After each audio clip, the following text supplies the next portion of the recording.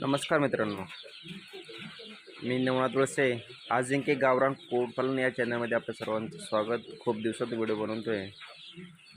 आपण bird flu आला तेव्हापासून पूर्ण शेड हा बंद होता.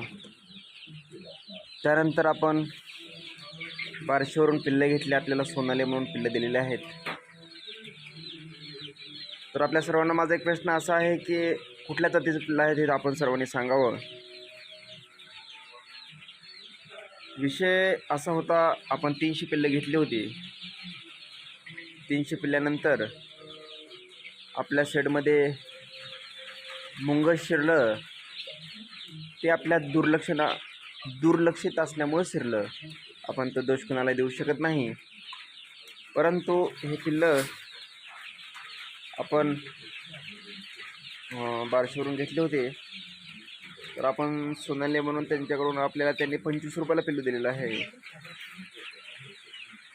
प्रत्येक वेळेस 27 रुपयाला असतं, पण ह्यावेळेस 2 रुपये का कमी. तर मला पण वाटलं श्रावण महिना असल्या कारणानं रेट कमी असू शकतो.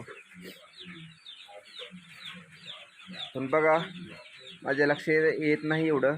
जवळजवळ 1 महिन्याची पिल्लं होत आलेले आहेत. ते लसीकरणही झालेलं आहे. तर आपल्या सर्वांना माझा एक प्रश्न आहे की हे कुठल्या जातीचे पिल्लं आहेत, मला तेवढं आपण सर्वांनी सांगावं. धन्यवाद मित्रांनो.